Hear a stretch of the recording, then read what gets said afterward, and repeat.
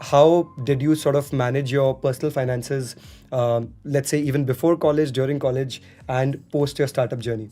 The Okay. reason why I'm asking this question is, was finance also a motivation for you to Right. do a lot of the ventures that you did? Got it. Okay. I'll answer the last part first. For me, until now, the money, like the personal money, has not been a factor at all. Right. I think, I'm young. At this point, I just want to build things. I want to play bigger games. Right. And that's what's important to me. Like making money is for myself is not really important to me right now. Right. Getting to play a bigger game, making money so that I can keep building things, keep building bigger, cooler things. That's much more important to me right now. But yeah, of course, given personal finance is important. I think my generation, specifically a couple of years older and younger than me, had a unique opportunity of getting an education in finance during the pandemic.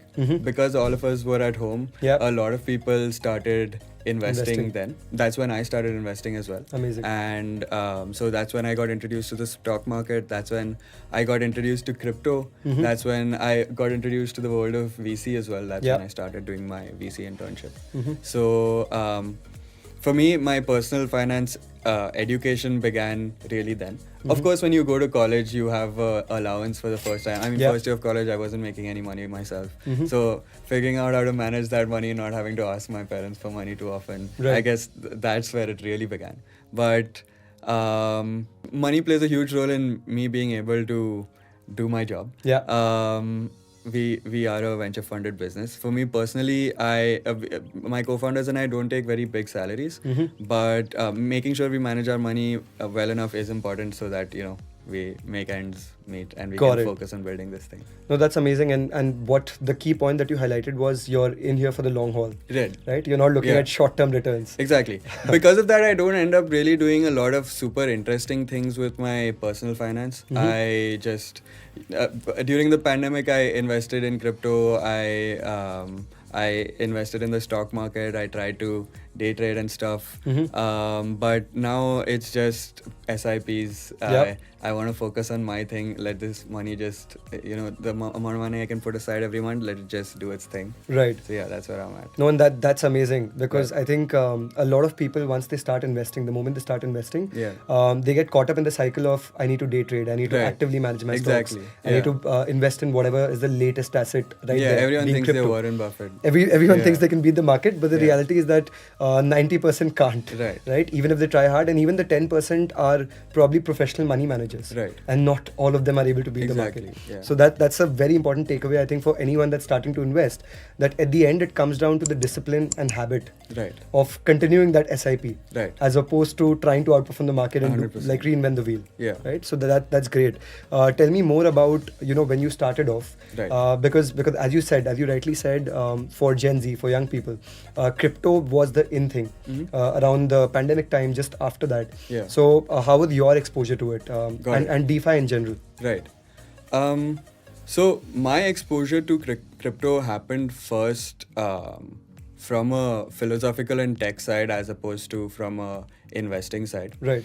In my first year of college, there was this senior of mine, Atharva, who was taking a course on. It was an introductory course into crypto. Right. And so my introduction to crypto was trying to write a smart contract and not buying Bitcoin. Right. But that's when I first heard about it, and it just seemed like potentially the internet was being rewritten. Right. And we got to be really early to the party. There was something very exciting about that. I used to listen to a lot of Balaji podcasts. Right. I eventually started off buying like 10,000 rupees of I think Ethereum and Bitcoin Right. during the 21 bull run, and within a week it was 15,000. Right. And at that point I was telling all my friends about it. I decided to double down. I put in all the money that I had made at that point. I put in I think 50K, and in a couple of weeks it was 1 lakh, Right. and a couple of weeks after that it was 40K or something Right. like that. So I guess that in itself was an education for me and a lot of people like me. Right. Don't to make sure you know what you're doing here and understand that you should be putting money here that you can afford to Afford to lose, yeah. afford to lose. So that was my introduction to the crypto market. Mm-hmm. I really like the tech. I think it's very, very cool. Absolutely. I think it can change the world. Mm-hmm. Right now, there's a lot of really interesting and cool things happening in smaller communities. Mm-hmm. The tech might not have reached its mass user form Yeah. yet.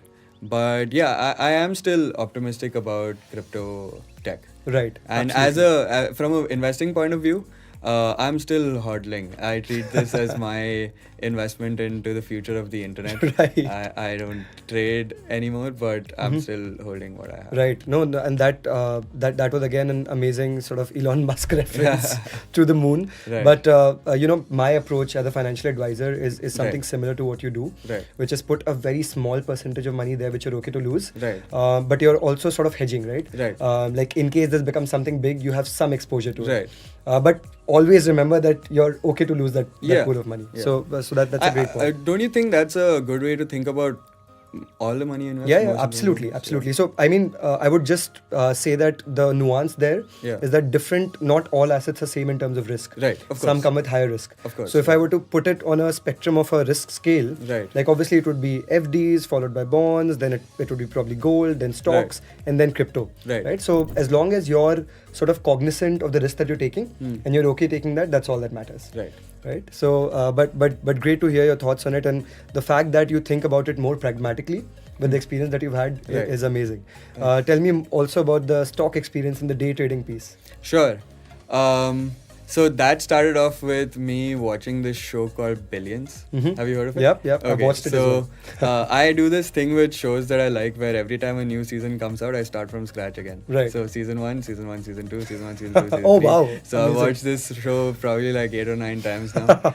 But Billions was super cool and it inspired me to want to start trading. Right. This was, I guess, second year of college. We had just got sent home. I borrowed some money from my parents. I made some good investments. I made some bad ones. Right. Eventually had the realization that I cannot beat the market. Right. And at that point, I also started to get busy with other things. The way I think about investing now is that I do want to make sure I'm putting money aside for my future, for a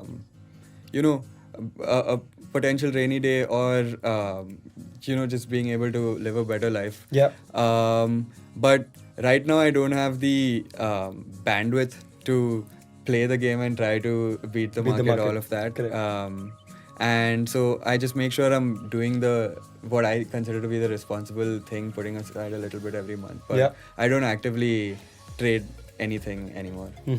No, and I think there's a reference from the show Billions, Right. where one concept that you learn is the house always wins. Right. And what that essentially means is if you have specialized knowledge, Right. if you do this full time, Yeah. or if you're in the inner circle of the top ranks, Right. you're much more likely to do better than an 100%. average retail investor. Yeah. Right. And another very important point that you made was that you don't have the bandwidth to actively work on it. Right. Which is crucial because most people who have an active career, who are focusing on growing at work, do not have the time to put into this. You need to make sure you're doing your research while you understand what you're Absolutely. doing. Like investing is deciding what, at a very basic level, is deciding what ideas deserve capital. Right. Agreed. Totally agreed. And so when you're investing, it should come from that perspective, at least to some extent. Yep, that makes total sense, and it also ties to the whole VC experience, right? I mean, sort of looking at an idea, doesn't matter if it's a startup or a stock or a coin, right? That's how you make that decision. And one more very, very crucial part, which we talked about, was the fact that if you sort of actively try to manage your portfolio with a full-time job, you'll definitely not get enough time to do it. So passive management strategies is what works best. Right. So SIP is one good one that you talked about, but are there other sort of passive things that you do with your money management? I try to sometimes, not sometimes, I try to put aside a little bit of money every month just as a joy budget as well. Right. Even if it's just like 5,000 rupees or whatever, Mm-hmm. put it aside to maybe try something new, get into something nice, go on a holiday or Right. whatever.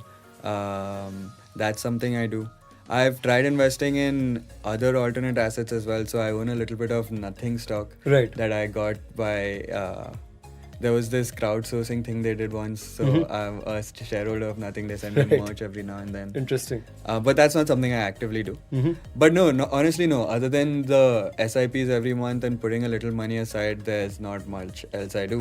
Right. I try to make sure I make sure I always pay my credit card Mhm. on time. I make sure I always clear my Splitwise on time.